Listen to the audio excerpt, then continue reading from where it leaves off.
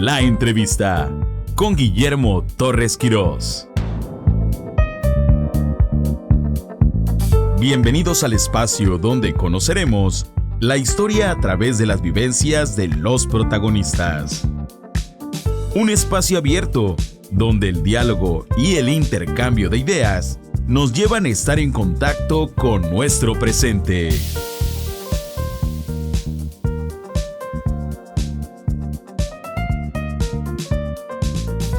Guillermo Torres Quirós nos invita durante los siguientes 60 minutos a conocer a los personajes clave en la construcción del futuro del país. La entrevista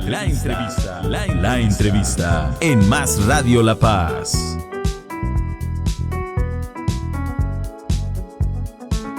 Comenzamos. El invitado de hoy es alguien muy particular, muy especial, dedicado al periodismo, pero también a la defensa del pequeño comercio. Inquieto desde joven y también un hombre que ha trabajado arduamente en distintos campos, siempre por el tema de una mejor justicia. Él es hijo de Berta del Carmen Becerra y de Juan López. Con nosotros, Gerardo Cleto López Becerra. Mi querido Gerardo, bienvenido a este espacio. Memo, muchas gracias por el espacio que me brindas y pues bueno, a tu disposición, a tus órdenes, Memo. Bueno, pues 63 años de vida, una experiencia en distintos campos, pero vamos a empezar un poquito a platicar, a que nos cuentes un poco de tu vida. Tú eres originario de la Ciudad de México o de las orillas de la Ciudad de México. Chilango de nacimiento, de la zona del aeropuerto. Te puedo decir que pues me tocó ver esta transformación de la Ciudad de México, de que ya había concluido este proceso de México rural y que empezó a crecer en las inmediaciones de la Ciudad de México, empezó a agrandarse hacia la zona de Nezahualcóyotl. Yo recuerdo de muy chico acompañaba a mi papá a ver un lote que había comprado en los límites de Nezahualcóyotl y la Ciudad de México, y pues era todavía, se veía todavía el lago de lo que era los restos del lago de Texcoco. Ciudad de Nezahualcóyotl era, había dos avenidas pavimentadas, las avenidas principales, y todo lo demás, era polvadera.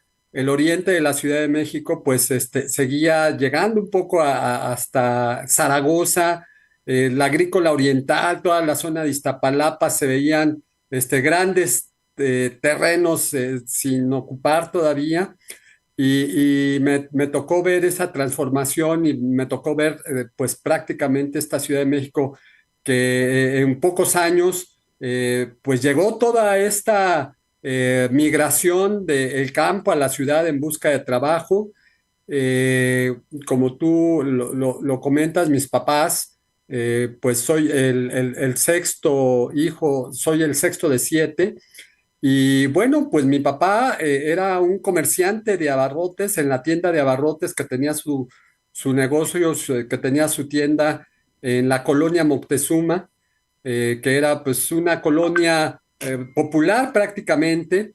Y pues mis juegos, yo crecí en la tienda de abarrotes. A mí me arrullaban en los guacales donde se compraba jitomate, jugábamos carritos en las cajas de refrescos y todo esto con mis hermanos.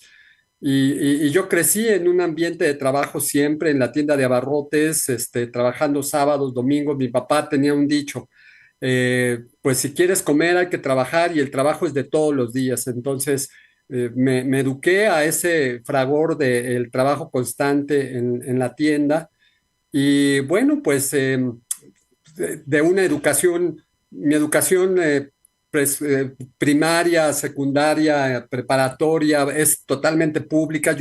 Crucé las escuelas en colegios públicos, y ya la carrera, la universidad, tuve la oportunidad de pagármela. Hice la carrera de periodismo en la Carlos Septién García. Por eso pues sí digo con mucho orgullo que de oficio soy comerciante, estoy educado al fragor del comercio y de profesión soy periodista porque tuve la oportunidad de estudiar el periodismo, de ejercerlo por muchos años en varias instituciones, en oficinas. Básicamente manejé durante mucho tiempo oficinas de prensa. Y bueno, hoy en día presido una organización que se llama Consejo para el Desarrollo del Pequeño Comercio y la Empresa Familiar. En esta organización pues he puesto en práctica muchas de las cosas que he aprendido tanto en el oficio del comercio, en la relación que logré tener con muchos de los comerciantes en pequeño, que muchas veces este sector, no muchas veces, la mayoría, en su gran mayoría, si no es que en la totalidad, el sector del pequeño comercio no está bien representado ni por las cámaras, ni por las organizaciones que se abrogan la representación del pequeño comercio. Esta organización es muy joven, tendrá 4 años de que la fundamos, de que la vertebramos, la organizamos.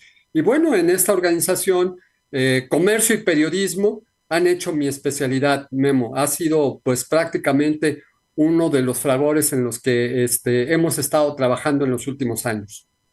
Excelente, mi estimado Gerardo. Perdón que me regrese un poco, yo sé que ya te fuiste directo a lo que haces actualmente, pero un poco cuéntanos, sé que no eras muy bueno en la escuela, en la primaria, te costaba un poco el estudio, pero más que Sí, nada porque eras inquieto.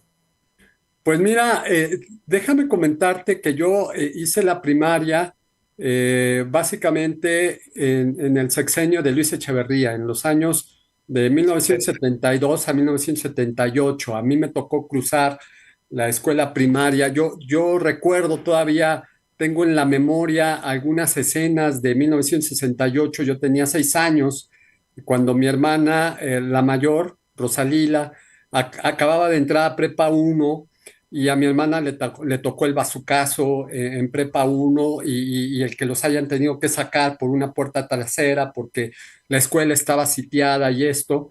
Mi hermana acababa de entrar a Prepa uno y llegaban en casa y nos platicaban las historias y yo los tengo eso así como en la memoria.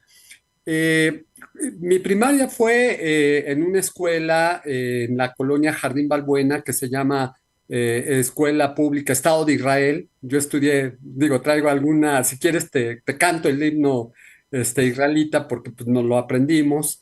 Y como todo chico, como todo muchacho que entró en aquellos años en la primaria, pues eran salones muy saturados, entre 40 y 50 estudiantes en un salón, con maestros que si tenías la fortuna te tocaba un buen maestro y te daba una buena enseñanza. Había muy buenos maestros. Yo, en el cuarto y quinto año, sexto año de primaria tuve muy buenos maestros, pero en los primeros años no fue así. Y entonces sí me dejé llevar mucho por la inquietud, por el juego, además en la tienda, siempre trabajando en la tienda, pues como que la disciplina y el estudio no se daban mucho. Era muy inquieto, mi mente siempre andaba, pegada en las cosas además, podíamos salir a la calle, podíamos salir a jugar, fútbol con los amigos, podíamos salir al parque, no había celular, no había todas estas cosas que tienen hoy. Y entonces, pues era uno de tantos muchachos que jugaba en la calle, que se divertía, que asumía los riesgos y los retos y los pleitos con el grupo de amigos, la pandillita de niños. Y bueno, sí, me costó mucho trabajo la escuela, la verdad. Este, y bueno, pues me tocó desde siempre también vivir en una familia en la que los temas sociales, los temas por tener hermanos más grandes, siempre me implicó estar conociendo la problemática que tanto educativa, escolar como social que mis hermanos traían. Entonces, con puros hermanos en escuelas públicas, como te decía, mi hermana mayor estudió en Prepa uno y después se fue a la universidad, a la Facultad de Química. Mis otros hermanos estudiaron en CCH Oriente, que fue una escuela desde sus inicios, una escuela muy politizada, muy ideologizada. Entonces en casa, el tema de las discusiones y el tema de los comentarios políticos, y pues fue el común denominador, ¿no? Quiero comentarte que mi papá, que aparte, pues un hombre muy sensible para haber sido comerciante, siempre nos impulsó a estudiar, siempre nos decía, hijos, estudien porque quiero que ustedes sean algo más que yo, que solamente fui comerciante. Y pues hoy en día digo, papá, no solamente fuiste comerciante, porque hoy en día muchos profesionistas volteamos y queremos ser comerciantes, y a la altura de poder sacar a una familia, es poder sacar a los compromisos que tenemos, con el esfuerzo diario, ¿no? Entonces, vaya, desde chico fue un poco así, y eso sí sí me fueron moldeando, todo este tipo de cosas fue moldeando un poco, pues mi forma de ser, mis inquietudes, y en la escuela pública, tú sabes muy bien, en aquellos años había ambientes mucho más sanos y podíamos compartir y sociabilizar con muchos de los compañeros. Entonces, Y, mi formación es totalmente de escuela pública y con mucha experiencia de calle y de inquietudes con amigos de aquella edad también en calle, Memo. oye, y bueno, entiendo que también fuiste muy autodidacta, eh, digamos, Sí, en ese momento ya más en la juventud me refiero. ¿Por qué decides estudiar periodismo? Que aparte lo haces en una escuela y entiendo que tú, bueno, lo acabas de decir, tú mismo pagabas tu colegiatura, ahora sí que tú mismo trabajabas para ganar. ¿Por qué periodismo?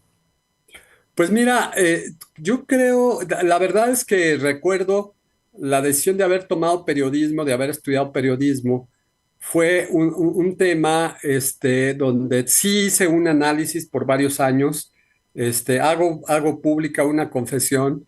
Era tan inquieto que yo, cuando estudié en colegio de bachilleres, el colegio de bachilleres 3 que está en Iztacalco, para quienes conocen la Ciudad de México, pues saben que el Colegio de Bachilleres 3 también fue un poco politizado porque estaba cerca de CCH Oriente, porque estaba cerca de Prepa 2, porque estaba enfrente del campamento 2 de octubre, que tiro por viaje, los taxistas y la gente del campamento 2 de octubre pues tomaba, hacía protestas, entonces era el Colegio de Bachilleres un poquillo conflictivo, pero en esa época, cuando yo estuve en el colegio de bachilleres, la verdad es que mi mente andaba en otras cosas y yo tardé 7 años en salir del colegio de bachilleres. Cuando el colegio de bachilleres le decíamos que era el Triángulo de las Bermudas, porque chico que entraba ahí, pues no salía, o sea, era un sistema, no ayudaba, no motivaba. Entrabas ahí, te perdías en lo que era ese ejercicio de ya responsabilizarte de tus clases y de tus tareas y de tus trabajos, esa transición de pasar de la secundaria a la madurez estudiantil, ¿no? Sí, tuve que ser autodidacta porque, Memo, hay que reconocer que el sistema de educación pública entró en los tiempos de Echeverría en una descomposición. Yo, algo que nunca he comentado y ahorita con la confianza de platicar contigo, te digo que yo fui de las generaciones estudiantiles en primaria que los maestros nos sacaban, nos llevaban a formar las vallas en las avenidas, para recibir a los invitados del presidente Luis Echeverría Álvarez cuando recibió a Carlos Andrés Pérez, cuando recibió a presidentes de otros países, y entonces al presidente Luis Echeverría gustaba de tener vallas de aplaudidores desde el aeropuerto de la Ciudad de México hasta el Zócalo. Bueno, yo fui de los grupos que no tomaban clase todo el día y que nos tenían parados en una valla con una banderita esperando a que el presidente pasara para hacer vivas y para echar porras, ¿no? El sistema de educación, platicado con mis hermanos incluso, se descompuso mucho en la administración del presidente Luis Echeverría. Fue cuando quitan los antiguos libros de texto, aquellos libros en donde estaba la morena, la mujer morena que simbolizaba la patria, y pone, a mí me tocó en el quinto año, cuando pasé al quinto año de primaria, me toca el nuevo programa educativo en donde ya no nos calificaban por números y nos calificaban por letras, y en donde empiezan a relativizar mucho de los conocimientos. Cuando tienes a un muchacho inquieto, cuando tienes a generaciones tan inquietas, tan dispersas, que empiezas a hacer experimentos con la educación, y además tienes a cantidad de maestros a los que, pues conscientes y con mucha facilidad, los maestros pueden pedir permiso y todo eso, pues empieza, yo viví esa descomposición de la educación pública y lo veía con mis hermanos, porque mis hermanos mayores tenían una solidez en lo que era su educación, su formación. A mí me costaba mucho trabajo leer en público, a mí me costaba mucho trabajo porque no lo aprendí en la escuela. Entonces, cuando pasas eso en la primaria, en la secundaria, en la preparatoria, pero ya cuando llego a la universidad, y me doy cuenta de mucha carencia académica, formativa, pues la verdad es que eso implica una disposición personal para superar pues las carencias que se tienen y tienes que corregir carencias en materia de ortografía y de lectura y de conocimiento. Perdón, y luego una carrera como periodismo. Y luego una carrera como periodismo, que requieres un acervo muy, muy amplio. ¿Por qué estudio periodismo?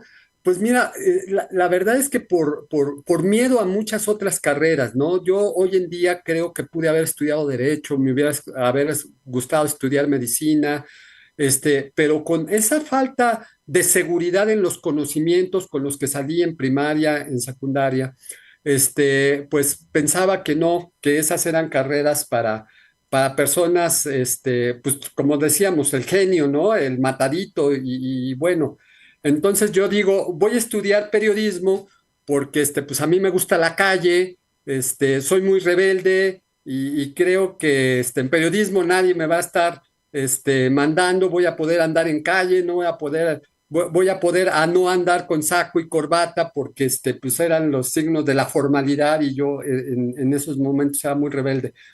Fue una decisión mía con elementos malos, pero la providencia que siempre corrige y pone, escribe, como dicen Dios, escribe en renglones, escribe derecho en nuestros renglones chuecos, me ayuda a que el periodismo me da una serie de conocimientos que profesionalmente me impulsan y me desarrollan, ¿no?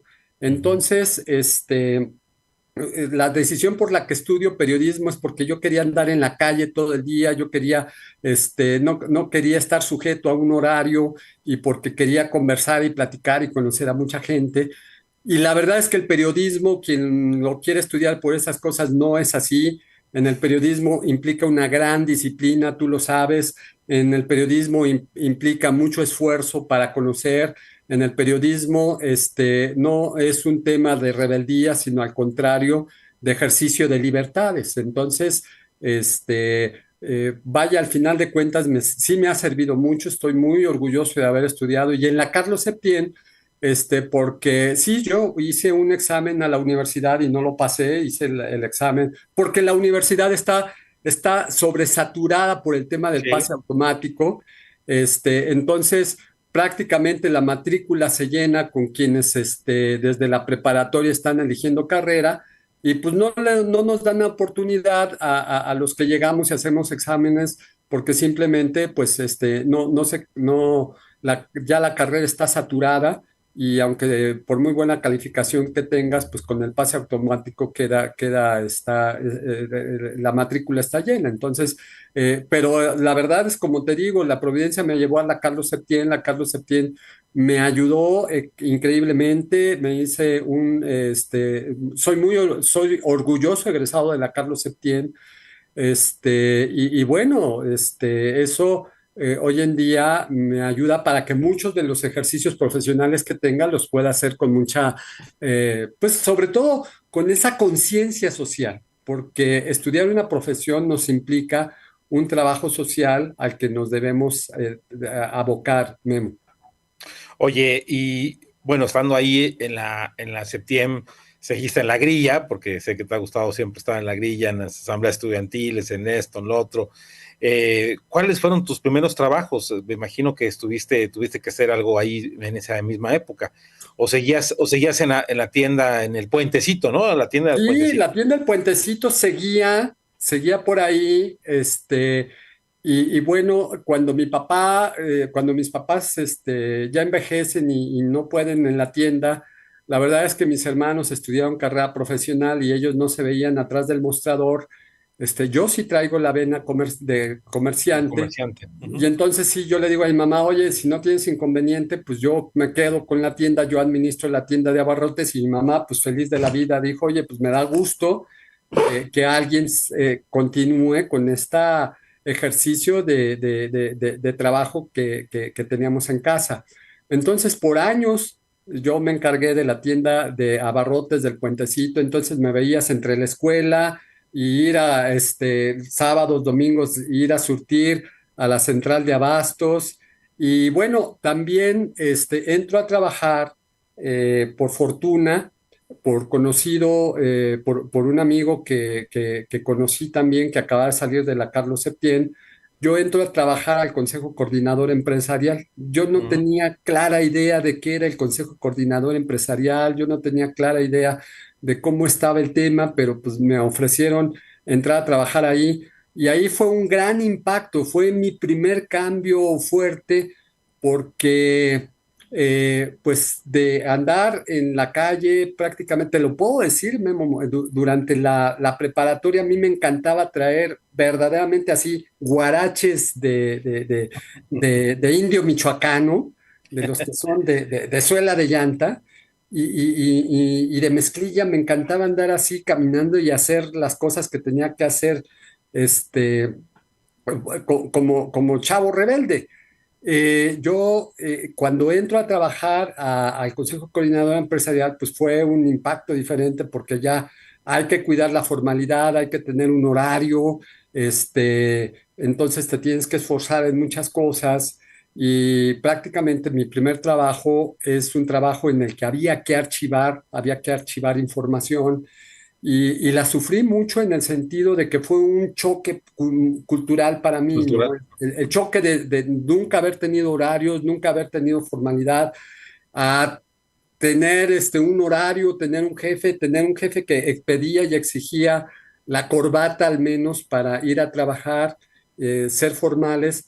Entonces ahí empieza a cambiar este proceso. Con este trabajo, pues yo prácticamente cuando veo que la educación pública está saturada, nunca contemplé la UAM para ir a estudiar comunicación, me animo por la Carlos Septién y ya veo que la podía solventar, entonces pagando mi carrera, trabajando, ayudando en casa también, tenía que partirme entre la casa, el trabajo, la escuela, pues hago mi carrera. Y en ese tiempo sí ya me calmo mucho, porque pues ya con esas actividades no puedes andar en tanta grilla, no puedes andar, sí te das tus escapaditas, sí, haces en fines de semana, buscas justamente, ves, la inclinación se tiene, pero al final de cuentas sí, en la etapa de la escuela, conscientemente yo dije, me tengo que abocar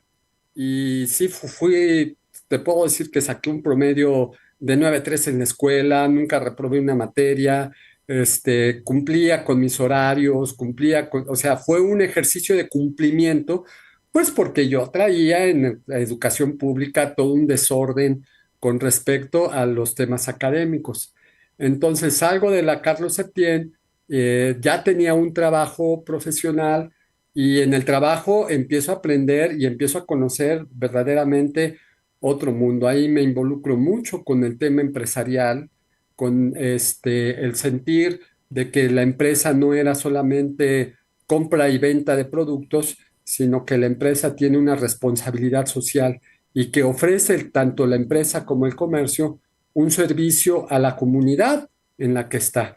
Entonces me voy involucrando con todos estos temas y al final de cuentas, pues en la etapa profesional como académica, aunque yo te estudio en la escuela ya un poquito más grande en edad Grande de al lo que resto. venían mis compañeros, pero me da la oportunidad de compensar mucho. Además, la Carlos Septién estudié en la tarde y en la tarde van muchos compañeros que están estudiando y trabajando al igual que yo. Entonces, cuando estudias y trabajas, la verdad es que no te da mucho tiempo para el chacoteo y a lo que vas. O sea, vas al estudio, vas a la participación, vas al trabajo, te vuelves muy comprometido, más con las actividades, Memo. Bueno, pues mira, vamos a hacer la pausa correspondiente y vamos a regresar ahorita para que nos platiques un poco también de pues, tu paso como vocero en la Arquidiócesis de México, las visitas del Papa Juan Pablo II, que tuviste ahí también algo que ver, de tu paso por ya como dirigente de la Canacope, una candidatura independiente. Bueno, hay varias cosas que a ver si nos da tiempo, pero vamos a esta pausa y regresamos aquí a la entrevista con Guillermo Torres Quirós, en esta ocasión con Gerardo Cleto López Becerra. Regresamos. La entrevista con Guillermo Torres Quirós.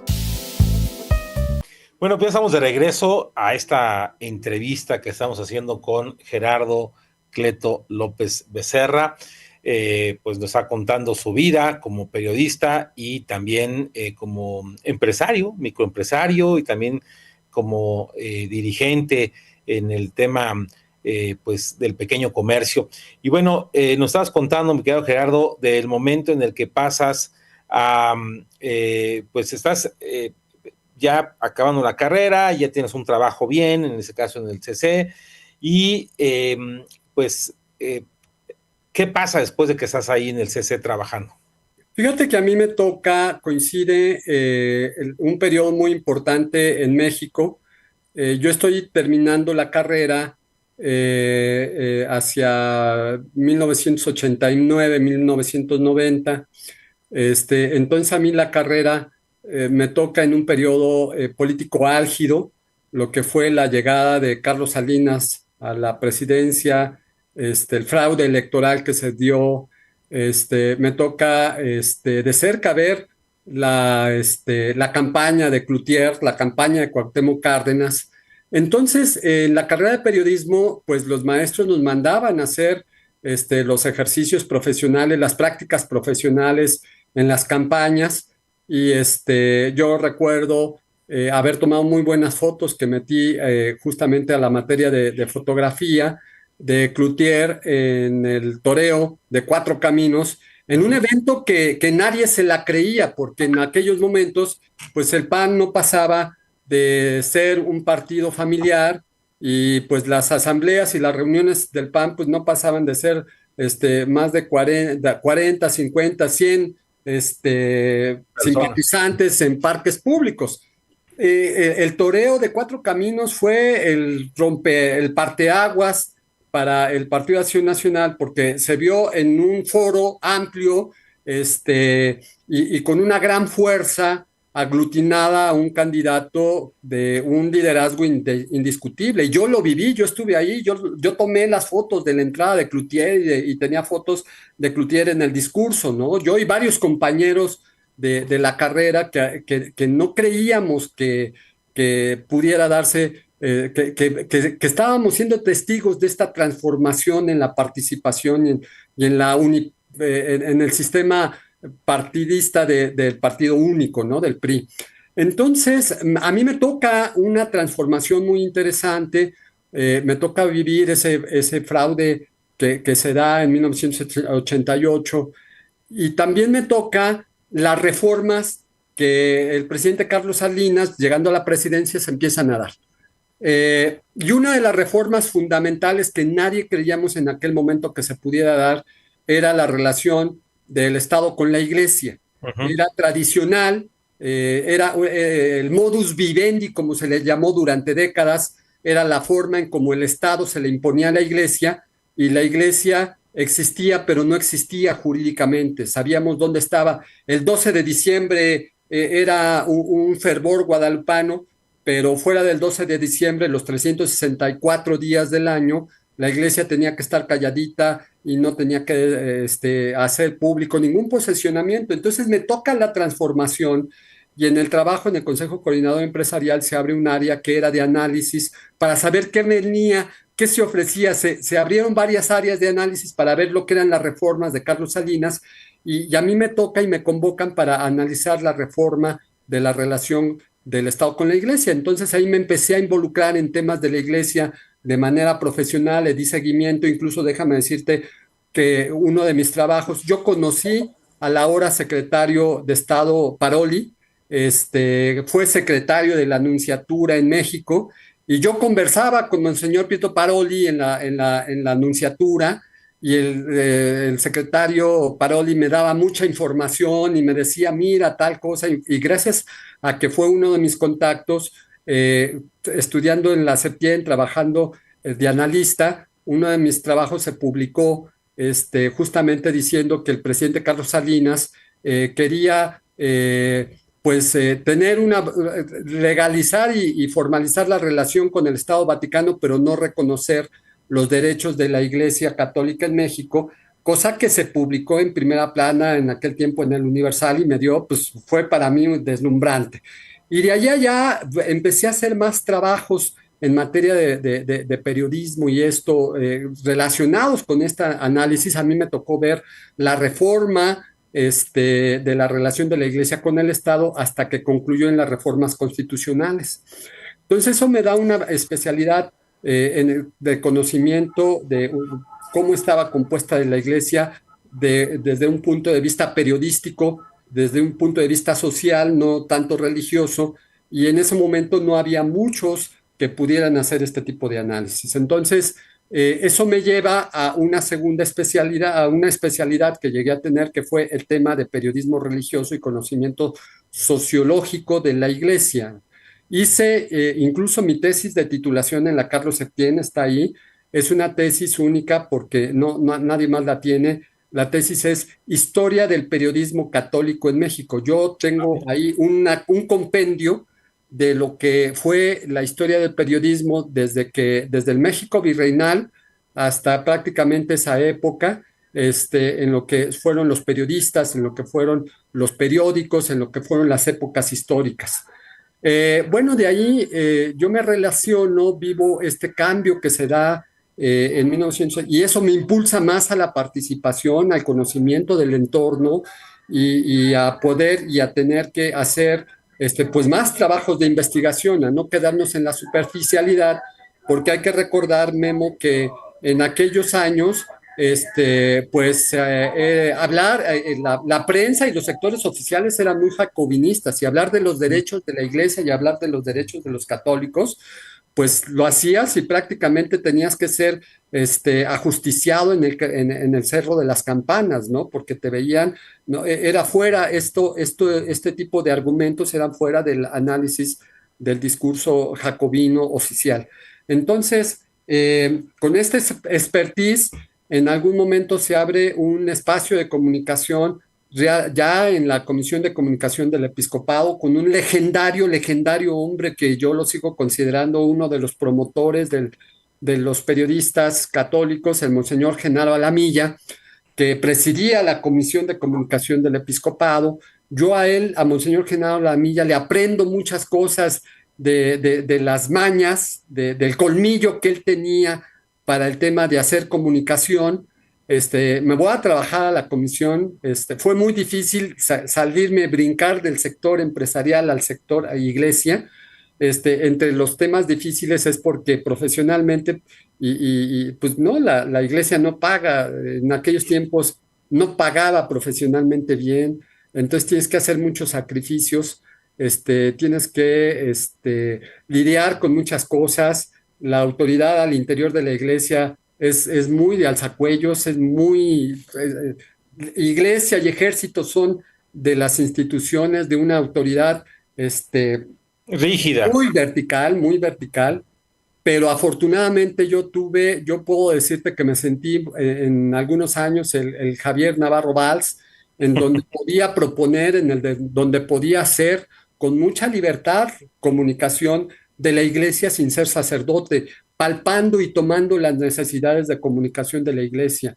Y entonces a mí me toca proponer temas que pues a los obispos y a los sacerdotes nunca hubieran imaginado, y hacer la nota de primera plana. O sea, yo te puedo decir que en aquellos tiempos hicimos del decir y del hacer de la iglesia, nota de interés de primera plana y muchas veces de 8 columnas. ¿Por qué? Pues porque teníamos que entretejer pues la necesidad de decir la información con las necesidades informativas de los medios de comunicación.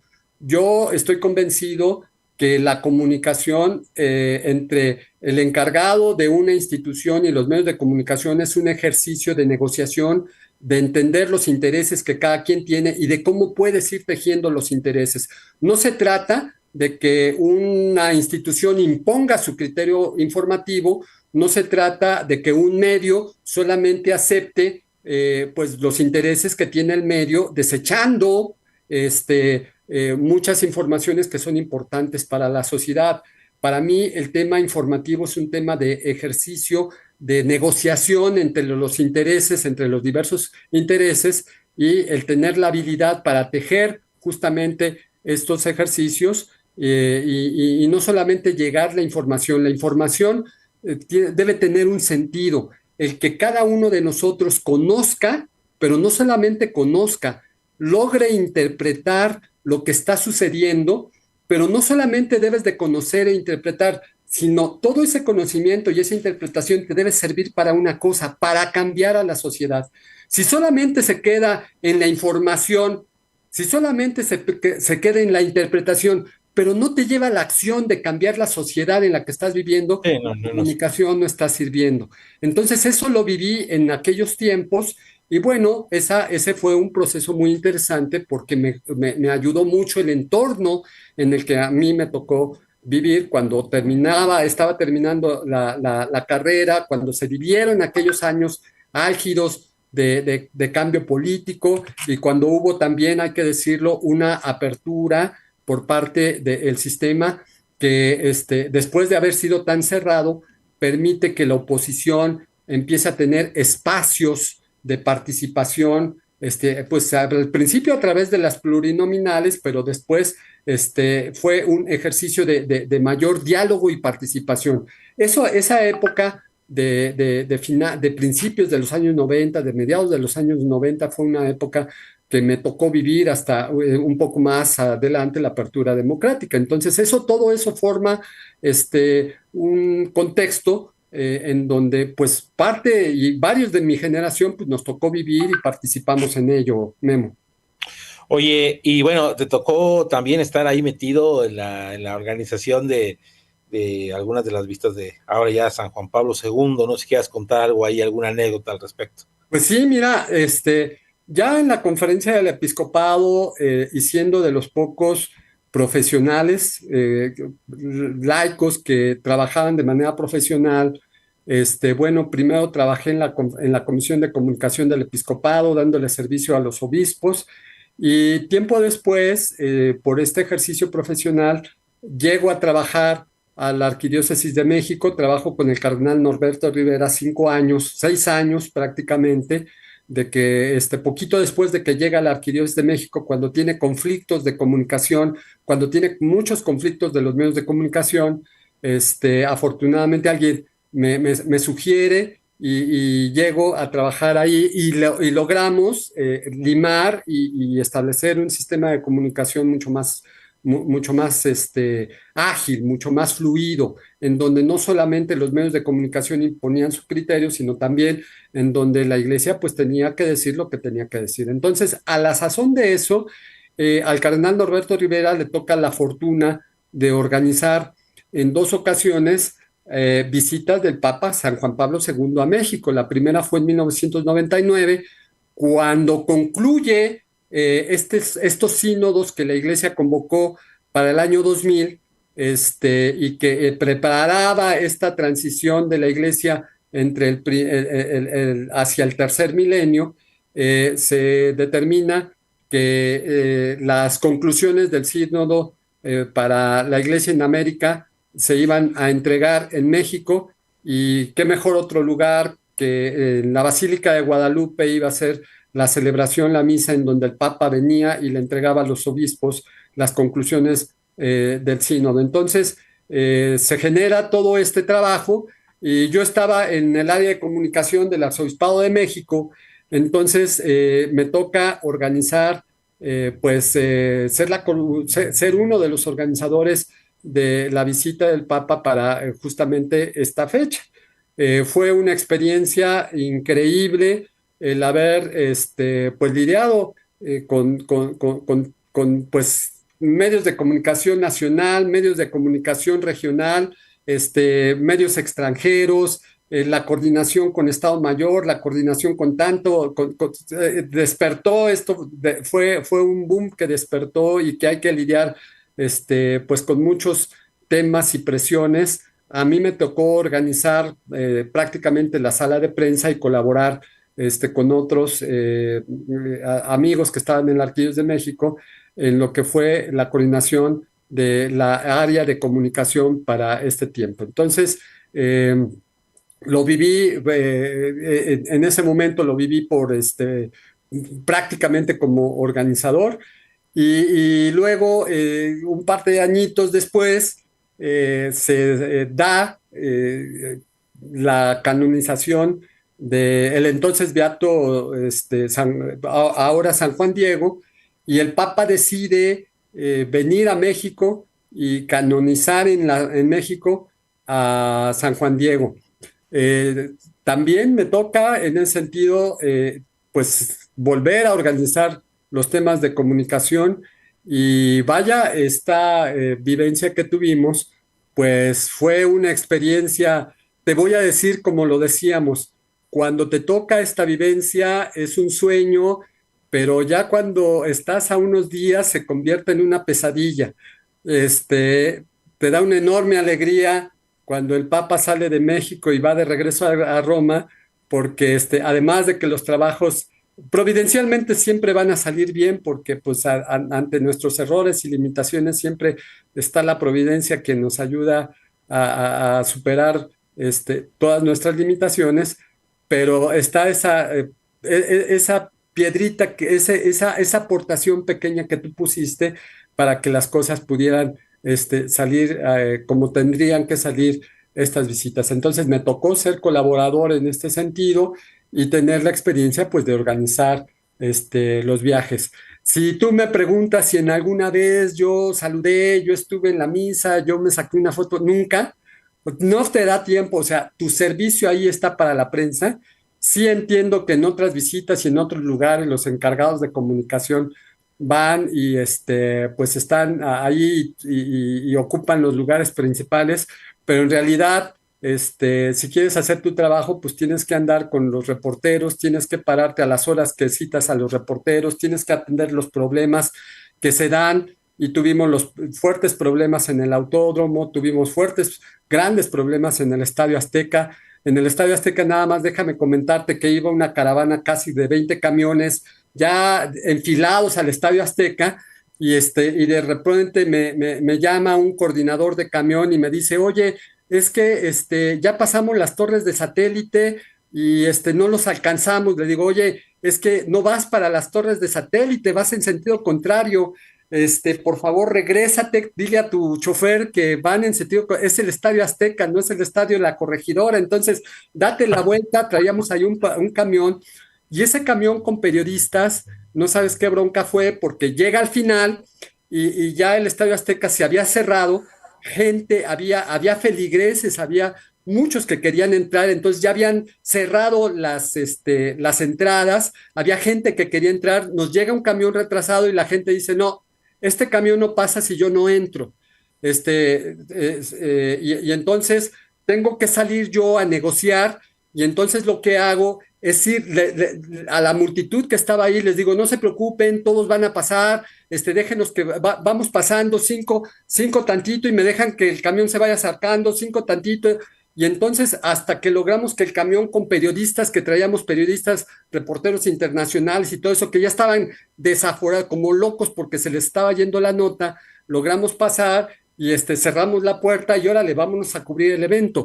Cosas como de estas, cosas como un conflicto que en aquel tiempo tuve también con la redacción de Ciro Gómez Leiva, porque me acusaba que habíamos saturado el área de prensa con amigos, cuando en realidad, pues, en esa ocasión del Estadio Azteca, le ofrecimos a los reporteros que llevaran a sus familiares, porque era el único evento, era el evento, la despedida del Papa. Y muchas veces yo sabía que las familias de los periodistas querían estar en ese evento y no podían, ¿no? Entonces le ofrecí a los reporteros boletos, conseguí boletos para los familiares y les otorgamos boletos a los familiares. Esto se malentendió y en el noticiero de Sirio me decían, no, es que tú trajiste familiares en vez de traer periodistas. No, los familiares eran de los periodistas que quisieron invitar a este evento a los, a su familia. Entonces, bueno, experiencias como estas son muy ricas y la verdad es que te van dando un acervo para ir adelantando. Y esta etapa se cerró. Yo bajé prácticamente la cortina del manejo de asuntos socioreligiosos, como decía, la información socioreligiosa cuando salí de la Arquidiócesis de México y ya no manejé más información que tenía que ver con los temas religiosos y me dediqué profesionalmente a realizar otras actividades, Memo. Sí, ahí digo, se nos está acabando el tiempo, nada más rápido cuéntanos, regresa al tema empresarial, vas a dirigir la Cámara de Comercio en pequeño, la Canacope.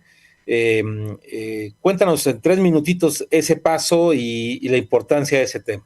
Pues fíjate, Memo, que yo era por la tienda de abarrotes socio, era socio y después fui consejero de esto que se llama Cámara Nacional de Comercio en Pequeño de la Ciudad de México. Entonces, con mi experiencia profesional, les aportaba cosas en materia de comunicación. Después de haber sido ahí secretario general, consejero y tal, en el 2013, soy electo presidente de la Canacope y con este acervo que traía, pues le damos un gran impulso al pequeño comercio con toda la experiencia que yo traía. Hacemos muy visible al pequeño comercio en aquel momento. Me toca negociar y me toca estar en asuntos muy álgidos en el gobierno de Miguel Ángel Mancera, en el gobierno de Enrique Peña Nieto. Logramos tener recursos para la capacitación de los pequeños comerciantes. Y después de esto, de esta experiencia, justamente por eso formamos esto que hoy se llama el Consejo para el Desarrollo del Pequeño Comercio, no sin antes decirte que también nos aventuramos, un grupo de entusiastas amigos conmigo, nos aventuramos a ser candidatos independientes al Congreso Constituyente, cosa que fue una buena experiencia que no se logró, pero que traíamos justamente ya ese nervio de que no podíamos estar pensando solamente en el negocio, sino que teníamos que tener que el comercio tiene una función social, que esa función social se tiene que entender y se tiene que difundir. Creo que en México la cultura del pequeño comercio hoy tiene que resurgir. Creo que nosotros como mexicanos traíamos en la vena, traíamos en la vocación, una vocación comercial, porque nuestros padres, nuestro origen que venía de la herencia española y de la herencia de los pueblos prehispánicos, principalmente de la náhuatl, traían la vena comercial, eran fundamentalmente, traían entre sus principales actividades el comercio. Basta decir que en la náhuatl, uno de los mercados de mayores magnitudes era el mercado de Tlatelolco. Basta decir que Cristóbal Colón y después Hernán Cortés llegaron a estas tierras justamente buscando la ruta del comercio que los llevara a China. La vena comercial la traíamos desde nuestros antepasados, desde nuestro origen. ¿Dónde la perdimos? No lo sé. ¿Por qué de haber venido de una herencia comercial, de una herencia cultural tan importante, hoy somos empleados, hoy estamos a expensas de ver qué es lo que nos ofrecen de sueldo, porque perdimos esta vocación que teníamos al comercio, que otros pueblos siguen teniendo esa vocación, la siguen manteniendo. En ese sentido, yo soy plenamente convencido de que tenemos que resurgir, de que tenemos que retomar esta vocación y que el comercio y la empresa cumplen con una función social. Este asunto, es un trabajo que hay que estar haciendo porque hay que decirlo, la figura del comerciante, la figura del empresario está muy minada. es regularmente puesta como alguien que solamente gasta, obtiene dinero, obtiene su fruto de su negocio y que vive del trabajo de los empleados. No es así. El comerciante, el empresario son hombres de grandes sacrificios, son los primeros que se van, los últimos que llegan, se convierten en impulsores de mucho del desarrollo y creo que este asunto tenemos que seguirlo impulsando y seguir posicionando. Yo creo, Memo, que México debe retomar, los mexicanos debemos retomar muchas de las cosas que hemos perdido, tenemos que quitarnos muchas de las mentiras que nos enseñaron estos malos patrones educativos y tenemos que retomar una vocación que traemos y que eso va a ayudar a que México resurja como país. Estoy convencido de ello y pues bueno, esa es la práctica que regularmente en la que estamos teniendo, Memo. Pues mira, Gerardo, la última pregunta, ya con esto terminamos, ya es una pregunta más personal. Nos faltó muchas cosas de qué hablar, Rabás, que daba para mucho más. Pero, ¿cuál sería el mensaje que le darías a tus seres queridos? El último mensaje que le darías a Diego, a Miriam, a Gerardo y Luciano. Si tuvieras la oportunidad de decirle a Manuel, que yo sé que está en paz descanse, ¿y qué le dirías a tu nieto Emanuel? ¿Qué mensaje les darías de vida? Híjole, pues ahora sí que tomas un tema muy sensible, Memo, porque es algo que yo regularmente, profesionalmente, siempre he dicho que nuestras redes sociales, nuestros medios de comunicación son justamente eso, algo de lo que queremos informar y personalmente sí evito mezclar los temas familiares con los temas profesionales, los temas personales, pero la familia es una parte fundamental de nosotros mismos. Eh, no podemos separar la familia de lo que estamos haciendo. Entonces, lo has tocado. Soy orgulloso, padre de 5 hijos y un nieto. Marisela, mi esposa, me ha acompañado muy sufridamente. Déjame decirte que ha sido una de las mártires y sacrificadas de tantas andanzas y de tantas inquietudes, en donde pues a veces los recursos económicos no dan para las necesidades que se tienen para salir adelante. Pero pues en un resumen yo lo que les quiero decir es que esta vocación que tienen en su corazón, en su ser, lo tienen que vivir con plenitud, que no deben tener miedo a lo que venga y que al final de cuentas los errores que uno comete, los errores que se ponen, Dios los corrige y va marcando los caminos, va zanjando los caminos. En ese mismo sentido, pues un parámetro que siempre tenemos es el respeto de la dignidad de las personas. Cuando respetamos la dignidad de las personas, eso es como una luz, eso es como algo que nos ayuda. Y la fe en Dios y la fe en que pues esa vocación que tenemos la podemos cumplir, esa es como una guía, eso es como un motor que vamos trabajando y que no dejamos día a día de seguirlo. Entonces, ese es un tema fundamental y creo que pues estoy un poco satisfecho de hacer que mis hijos pues sigan esa vocación que Dios les ha puesto y que al final de cuentas el ser hombres de bien implica obedecer y atender justamente esta semillita que Dios ha sembrado en su corazón. Pues en resumidas cuentas, Memo, podría decirte muchas otras cosas más, pero pues eso implicaría otro programa, Memo. Yo te agradezco mucho este espacio, este tiempo y bueno, pues la oportunidad de platicar de algunos temas que la verdad regularmente son temas que pues no los comentamos, están siempre como resguardados, como puestos en un cofrecito que guardamos con mucho estima y mucho cariño porque representan nuestro pasado, son parte de nuestro presente, pero nos ayudan a proyectar el futuro, Memo. Pues mi estimado Gerardo, muchísimas gracias a ti. Te agradecemos mucho y bueno, pues agradecemos también a la producción, te agradecemos a Saúl Ramos y a todo el equipo que hace posible esta emisión aquí en Más Radio en el 101.5 FM. Los invitamos a que sigan toda la programación y recuerden que también pueden escuchar el análisis político de un servidor, el noticiero con Alan Lubet, los lunes y los viernes, muy tempranito, a eso de las 7:15 de la mañana, hora de La Paz. Esto fue la entrevista con Guillermo Torres Quirós. Hasta la próxima. La entrevista con Guillermo Torres Quirós.